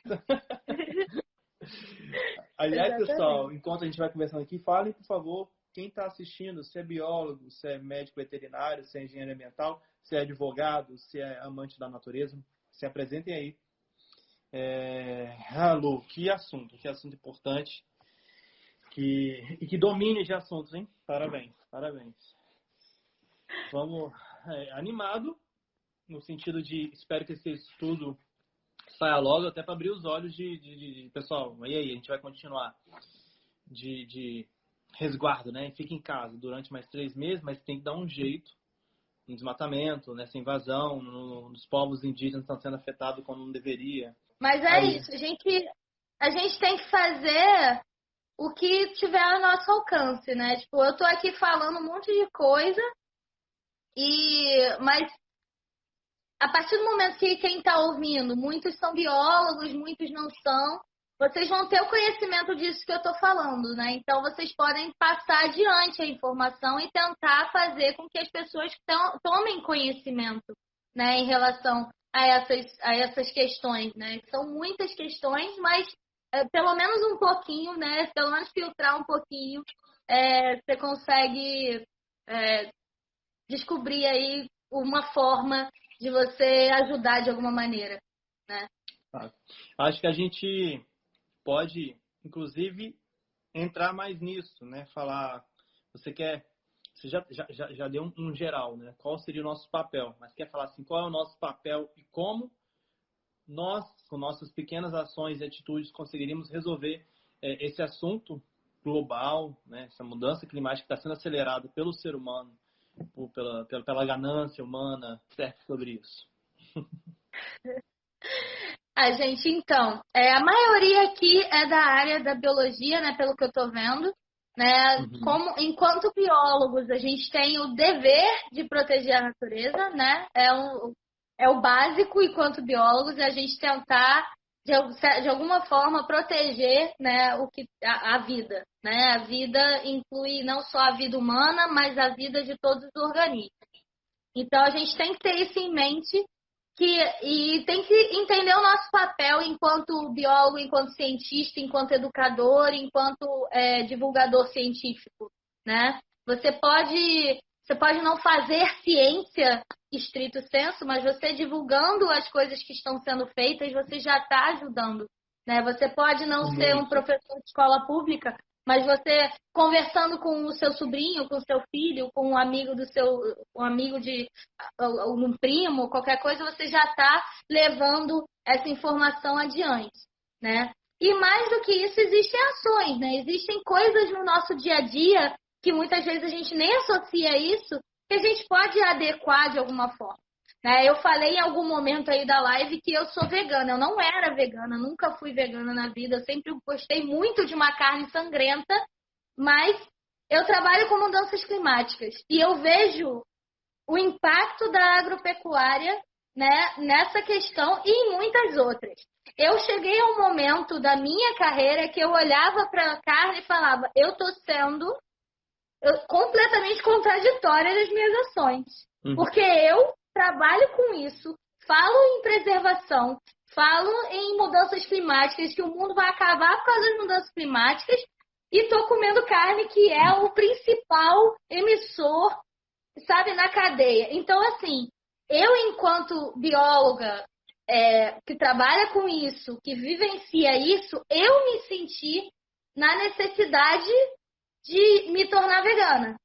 E confesso que desde que fiz isso, eu não senti falta de carne, não senti falta. E quem me conhece sabe que eu era uma pessoa que a carne tinha que estar mugindo. Eu amo carne, o gosto da carne. Mas, na minha concepção, eu, Luísa, não conseguia enxergar comer carne como algo sendo positivo para mim, como algo sendo coerente na minha vida. Mas eu, enquanto Luísa, também não vou virar para você, Tiago, ou para você, qualquer pessoa que esteja vendo, e falar, você tem que parar de comer carne. Eu não vou fazer isso, porque eu acho que cada um sabe do que é melhor por você, para você e as suas limitações também, porque eu gostava muito de carne e imagino que muita gente que coma goste muito de carne. Então não é simples e trivial você mudar completamente a alimentação. Mas uma coisa que é interessante de fazer, se você se importa com essa questão, se você quer ajudar, né, a diminuir de alguma forma o seu impacto nessa questão, é tentar tirar a carne de todas as suas refeições. Você não precisa se alimentar com a base de carne e derivados, né? Quando eu falo carne, não é só a carne em si, né? São leite, derivados e etc. Porque isso tudo faz parte da mesma indústria, né? Mas Você não precisa se alimentar disso o tempo todo, né? Existe uma hashtag chamada Segunda Sem Carne. Você chega na segunda-feira e você não come carne, você pega coisas alternativas, né? E dá para fazer, dá para viver um diazinho. Tem um site chamado Pegada Ecológica, você joga Pegada Ecológica no Google, você consegue achar que você consegue mensurar o quanto de carbono, quanto de gás você emite na sua rotina, né? Vivendo da forma que você vive, quanto que você emite e quantas terras são necessárias para manter o consumo que você tem se todo mundo tivesse o mesmo consumo. É bem interessante. É bem interessante. Legal. Então, é legal dar uma olhada, porque você consegue medir. Se você se alimenta de carne todo dia, a sua pegada vai ser maior, né? Se você tira um dia, você já vai ver uma redução na sua pegada. Isso é legal, é estimulante, inclusive.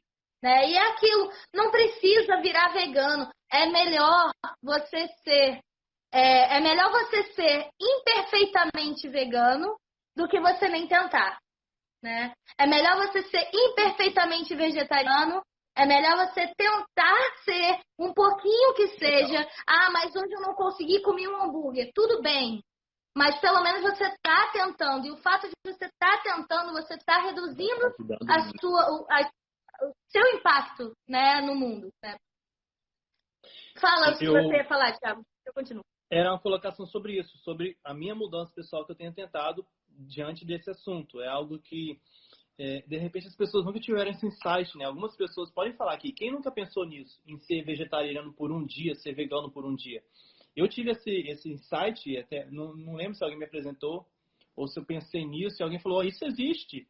Eu, que legal, não estou inventando nada e existe. Tipo assim, eu não preciso, eu sou o que a Luísa falou que era. Assim, eu gosto de carne sangrando, se encosta nela e ela está mugindo, é o ideal para mim. Mas dessa forma que a Luísa falou, eu estou começando a pensar, não preciso comer carne todo dia.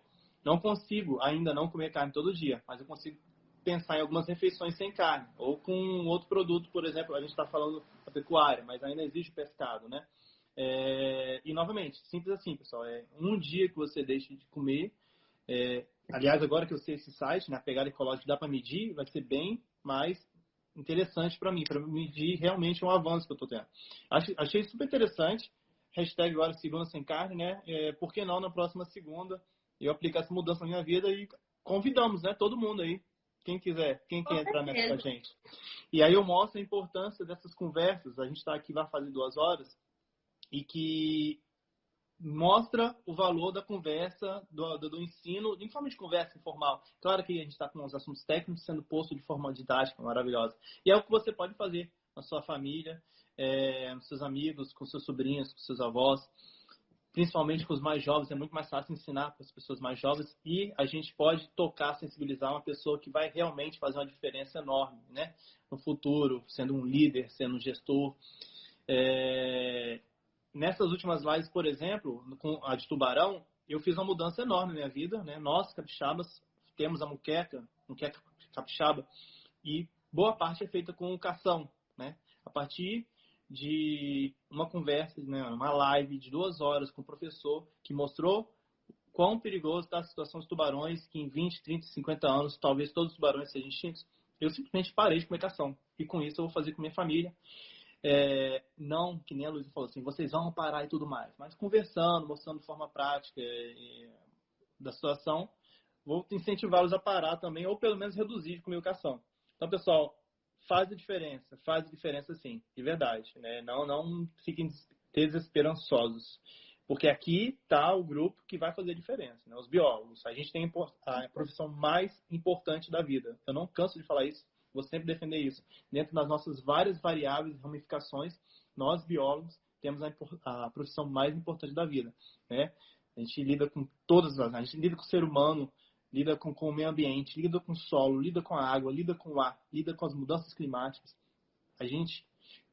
O biólogo, nessas várias variáveis, tem a profissão mais importante da vida. Valorizem isso e passem o que vocês aprendem de ano. Luísa, continue. Falei de carne, né? Que eu acho que é uma das coisas que é mais é um tabu ainda você falar sobre reduzir o consumo de carne. Muita gente não gosta de falar sobre isso, né? Mas existem outras ações também que a gente faz no dia a dia que parece besteira, mas ajudam, né? Desde tirar os eletrônicos da tomada quando você não estiver usando, né? Até você evitar o consumo e o consumo excessivo de roupa, né? Por quê? Porque a gente sabe que a produção da roupa, ela demanda muito gasto de água e demanda muitos gastos de maneira geral, e a indústria em si tem uma pegada muito grande, né? No sentido de emissões e tudo mais. Então a gente preza, por exemplo, da reutilização. Né? Talvez aquela blusa que você usou 3 vezes e manchou, se você cortar, fizer uma coisa estilizada, você pode reutilizar ela de alguma forma. Né? Tentar sempre reutilizar as coisas. Diminuir o consumo de plástico. Né? O plástico, a gente sabe que tem milhões de contras à utilização do plástico. Né? Desde a questão das tartarugas e tudo mais, a tartaruga, a gente sabe que hoje 100% das tartarugas marinhas tem plástico no organismo. É muito plástico sendo jogado nos oceanos, é muito plástico. A gente tem uma ilha gigantesca de plástico no meio do oceano. Né? Então, 100% das tartarugas hoje tem plástico no seu organismo. Então, o plástico não é uma coisa bacana de ser utilizada, só que a nossa cultura usa muito plástico. Eu tô aqui em Guarapari e é pra cá que eu trago as canecas que eu ganho em eventos. Eu não compro mais. Porque eu já sabia que eu tinha muito. Só que agora eu tenho plena noção da quantidade de canecas que eu tenho acumuladas ao longo de todos os meus anos da biologia. Então a gente na biologia, vendendo a caneca todo evento, a gente tá fazendo mal. Eu devo ter pelo menos 40 canecas que eu ganhei em evento ou comprei. Porque por ano, sei lá, são 5 eventos, congressos, simpósios, encontros de biologia, um local que você vai sendo convidado para dar uma palestra. E aí a gente fala assim, vamos comprar uma caneca para ninguém usar o copo de plástico no evento. E aí, mas assim, já é muita caneca. Então eu já penso que qualquer evento que eu organizar, tipo assim, tragam as canecas do evento antigo. Ou, se você realmente quiser ser individual, eu já dou a ideia para todo mundo. É algo que eu vou fazer na Herpetorama. Uma caneca com locais para você botar adesivo ao longo dos anos. Você vai ter uma caneca decorativa para você usar ao longo de 5 anos. E aí você tem uma caneca única, que você vai dizer assim, fui no segundo ano, sei lá, um adesivo, um broche, alguma coisa para pendurar na caneca. Porque não dá todo evento de biologia, mesmo que seja um copo, plástico duro, que é menos descartável que o plástico descartável de uso único, né, tá fazendo mal. Meu exemplo pessoal, sério, de 30 a 40 canecas na minha casa de plástico. É bem isso mesmo. Eu também tenho muita caneca de evento da Bio. É absurdo. E a gente não precisa disso, né? A gente não precisa disso. Então, é interessante a gente repensar a forma como a gente consome, né, o plástico. Muitas vezes, tem alguns estados aqui nos Estados Unidos, tem alguns estados que você chega no mercado, você leva o saquinho e você compra só o refil de produto de limpeza e coisas assim. Então, eles estão tentando fazer isso mais frequente, mas são poucos estados ainda. Onde eu tô não tem isso. Onde eu tô é plástico adoidado. Mas a gente tem como, né? Tentar reduzir um pouco o consumo, reutilizar, tentar também ajudar a galera que trabalha com reciclagem. Então, tentar sempre, quando compra plástico, tentar fazer com que isso se torne alguma coisa que não lixo. Né? Muito bom. Porque a indústria é extremamente danosa ao meio ambiente. E aí o produto final também. Então a gente tem que dar um jeito de diminuir um pouco esse impacto. Né? Então a questão do plástico é bem importante da gente pensar em estratégias para diminuir um pouco o nosso consumo. É muito bom. Né? O que a gente prega agora, pessoal, só fazendo um parênteses, a gente não tem mais que pregar que lixo, lugar de lixo é no lixo. A gente tem que pregar assim, temos que reduzir o lixo que a gente produz. É isso agora. Muda. Lixo no lixo continua, mas não é mais o que a gente tem que pregar. Temos que reduzir o consumo de lixo, a produção de lixo, na verdade. Produção de lixo. É sério, na hora de comprar é importante, né? Não esquecer mesmo de levar sacola, para não vir com um monte de sacola de compra, né? Eu levo mochilas, eu vou com 4 mochilas de campo fazer compras, assim. As compras da quarentena agora, que foram um pouquinho longas, eu fui com meu mochilão e mais as 3 bolsas, as pessoas rindo de mim, achando engraçado, assim, rindo sem maldade, sabe? Tipo assim, olha o que o cara fez, assim. Tô pronto para ir pro mato com meu mochilão de campo. Mas é isso, são pequenos detalhes que fazem muita diferença. Eu economizei, sei lá, 10, 15, porque sempre botam 2, né? Porque eles não conseguem fazer uma sacola resistente, tem que fazer várias vagabundas e usar 2. Não, lixo é uma coisa que me irrita muito. E com isso, devo ter economizado umas 20, 40 sacolas plásticas, levando 3, 4 mochilões. Existe um movimento, né, que é o movimento do lixo zero, que é bem bacana também para a galera que quiser saber mais, né? É um pessoal que tenta claramente, né, reduzir o seu lixo, né? Então, na cozinha, por exemplo, eles utilizam casca de alimento, casca que a gente joga fora, eles fazem receitas com aquilo. Então, é a busca por reduzir o seu lixo a zero, né? É bem interessante de acompanhar também. Tem vários canais aí. Desculpa te interromper. Então, é uma dica para quem quer mais, né? Buscar lixo zero no Google que vai achar de alguma forma. Legal.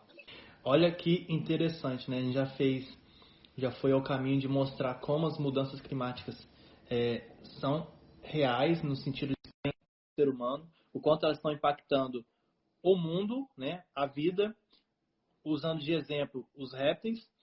E agora a gente está nesse final mostrando que micro mudanças, né? Considerar micro mesmo, que é individual, mudanças a gente pode fazer, como a gente pode atuar para ajudar em todo esse contexto que é um problema global, assim, que está afetando o mundo inteiro e é real, e está batendo na nossa porta, assim, com mudanças, com acontecimentos no nosso dia a dia já, né? Pandemia, terremotos, a água chegando nos prédios de Copacabana, enfim, por aí vai. Alguns dos pequenos, pouquíssimos exemplos de vários que a Luísa conseguiria enumerar aí aos montes, né, Luísa?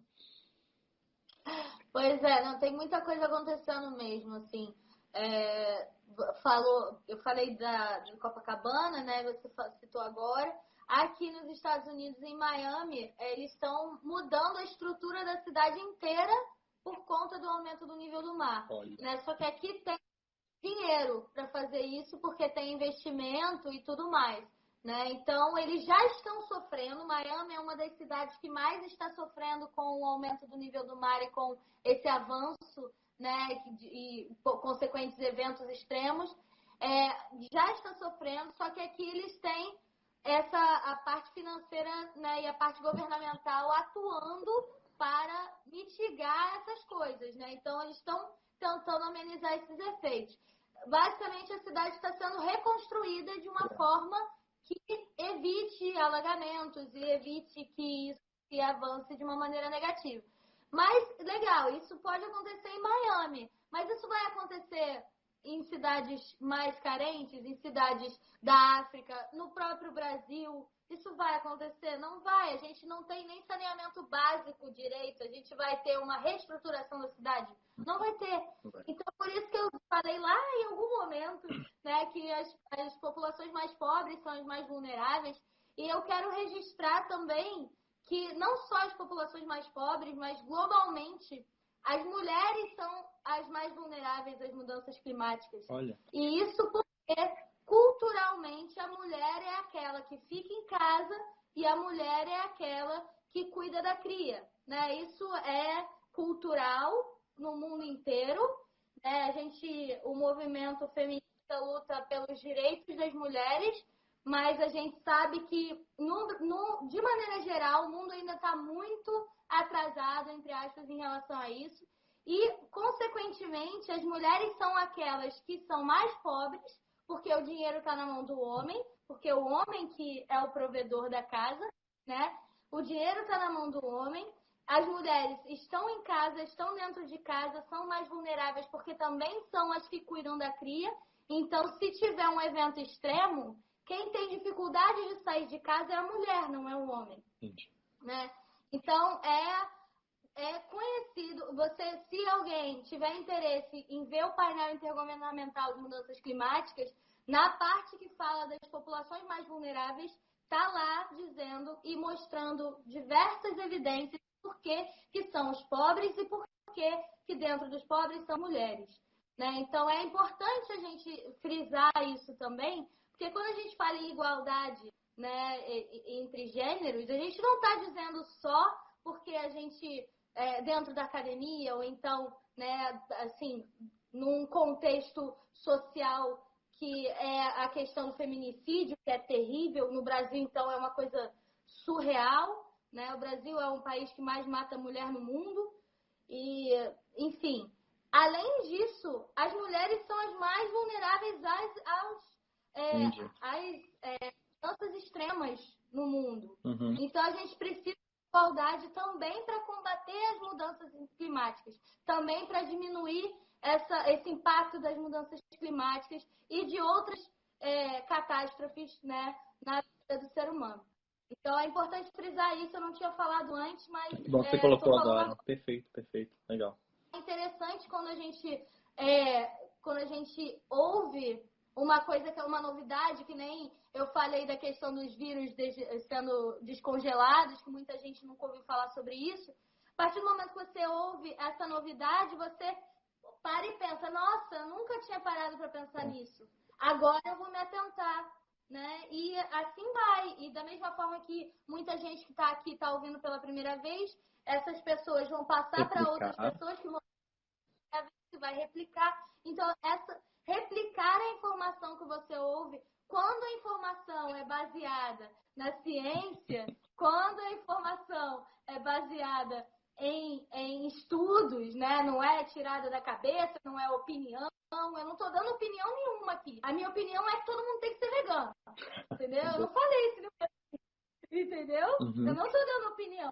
Estou dando o que está acontecendo. Justo. Né? As coisas que estão acontecendo, estratégias que a gente pode tomar aí para tentar reverter essa situação, né? Então, a partir do momento que você entende, né, a informação, você captura a informação baseada na ciência, a informação correta, e você passa isso adiante, você está sendo um veículo de informação, e isso é muito importante, né? Ainda mais na era da fake news, onde qualquer coisa vira veículo de informação, a gente tem robôs sendo veículo de informação. Então, a gente precisa combater isso também, né? Para acabar com o negacionismo, acabar com os argumentos falsos, né? E a gente conseguir ter algum efeito, né? Ter ações que levem a algum efeito, né? Para mitigar esses efeitos das mudanças climáticas, e não só das mudanças climáticas, mas do uso da terra e o impacto que o homem causa no ambiente de maneira geral. Sim. No final das contas, está tudo conectado, né? É um equilíbrio que a gente está desequilibrando, tá tudo, né? Pequenas peças, não dá para falar da pecuária sem falar do desmatamento, sem falar do lixo, sem falar do lixo no oceano. Tá tudo conectado e vai levar a gente a essa extinção, que nós não estamos, não estamos ilesos. A gente vai passar por isso como qualquer outro ser vivo no mundo. Isso do lixo é muito importante, pessoal. E você vê como que a gente chegou ao assunto do lixo, né? Falando de um assunto global, por exemplo, dos lagartos. Se realmente vocês começam a se atentar, você fica extremamente crítico e atencioso consigo mesmo. Então, eu vou dar um exemplo aqui. Eu truco quem falar comigo que faz, né? Eu, por exemplo, levo meu hashi para todo restaurante japonês. Se mais alguém falar que faz isso, assim, eu fico muito feliz. Eu levo para minhas viagens internacionais brasileiras para a esquina. Eu levo meu próprio hashi. E eu levo para minha família também, né? Eu comprei alguns e trouxe do Japão mesmo. E até isso, atenção. Eu não consigo mais ir no restaurante japonês sem levar. Porque se eu entrei no restaurante, vou pedir alguma coisa e confirmo, vai vir no copo de vidro? Vai, né? Então tá bom. Né? Você, antes de chegar e achar ruim, não, você já se atenta a confirmar que está vindo no copo de vidro. Pequenas atenções que fazem uma enorme diferença se você juntar nós como um todo. Valeu demais, Luísa, valeu demais. Consideração, pode falar. Sim, sempre comigo também. Coisa boa, perfeito, lindo. Tem o canudo, de bambu. Tem um canudo de inox, legal. Ó. Não sai. O meu kitzinho, ela tem um kit grande, inclusive com talheres. Acho mais lindo ainda. Eu não tenho. O meu é o hashi, mas o que me faz comer muita coisa com o hashi e um canudo de inox. Esse canudo eu levo no bolso da calça jeans, né? Esse kitzinho meu eu levo no bolso da calça jeans. Fica um pouquinho para fora, mas não me atrapalha em nada. Eu consigo levar para qualquer lugar. Mesmo que depois a gente vá para um barzinho depois, não faz sentido sim. Fica no bolso, não atrapalha nada. Você leva celular desse tamanho, não vai levar um hashizinho, um canudinho inox, né? Ah, toma banho pra cima de mim. Exatamente. Pois é, custa nada. Exato. Não custa nada pra você, mas pode ser pode ter um impacto positivo, né, para o mundo de maneira geral. Então é importante. São pequenas atitudes diárias, né?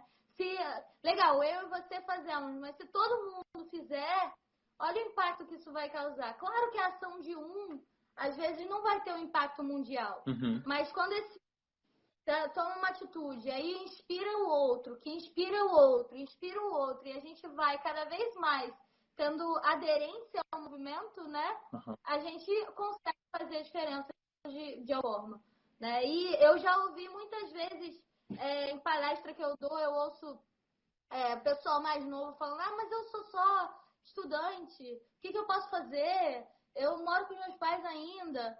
É só lembrar que a Greta é estudante também, né? E mora com os pais também, né? E a Greta foi indicada ao Nobel da Paz por conta das suas ações individuais, né? Que começaram individuais. Que lindo. Porque ela largava a aula dela toda sexta-feira e ia fazer o protesto dela silencioso, sozinha, né? Solitário, na porta do parlamento suíço, né? Para protestar em relação às mudanças climáticas. Que legal. Então, assim, é um movimento sozinha lá na Europa. E hoje o nome do movimento a gente tem, inclusive no Brasil, o Fridays for Future, né, que é Sexta-feira para o Futuro. A gente tem uma versão brasileira, a gente tem versão no mundo inteiro.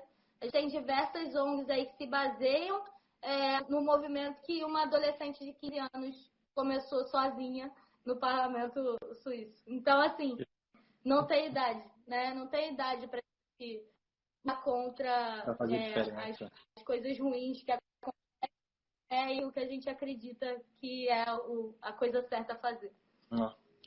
Que lindo, Luísa. Gratidão pelas palavras. Eu acho que todo mundo está tocado aqui, sensibilizado. Deu um passo à frente aí na luta pela melhoria da qualidade de vida. Eu diria, pessoal, eu acho que em último caso, assim, quando você não tem mais argumentos para conversar com as pessoas, que as pessoas turronas, que não conseguem entrar na cabeça dela que não é importante preservar, fala assim, a última coisa que eu vendo, de uma forma bem egoísta, preserve o meio ambiente. Pro seu bem, unicamente pro seu bem, só para você não ficar doente, para você não passar mal, para você, pela sua prole, pelos seus filhos, só, tipo assim, não pensa no bichinho, não, pensa em você, de forma bem egoísta, pelo menos dessa forma preserve, porque vai fazer bem. O último argumento que eu tenho quando as pessoas não conseguem assimilar, aceitar que a gente está realmente numa sexta extinção, que as mudanças climáticas são reais.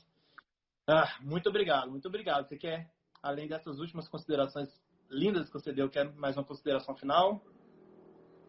Eu quero agradecer pelo convite, Thiago. Eu estou muito feliz. Eu acho que, embora a gente tenha caído e voltado algumas vezes, eu acho que foi bem bacana assim, a nossa conversa. Eu espero que o pessoal tenha curtido, né? E assim, eu sou uma pessoa que eu estou sempre disponível. Então, quem quiser trocar ideia, quem quiser falar sobre essas questões ou outras questões, meu Instagram está aí. Pode falar comigo. Thiago também me marca toda hora nas coisas. Então, tamo junto. Galera do meu Instagram, sigam o Thiago, sigam a Herpeto Capixaba. Eles são maravilhosos. Thiago Biotrips e Herpeto Capixaba, vale muito a pena. Vocês estão sendo incríveis. E isso, eu agradeço de coração pelo convite e pela oportunidade. Gente, valeu demais assistindo até agora, 2 horas de live. Uau. Valeu demais aí. 2 horas intensas.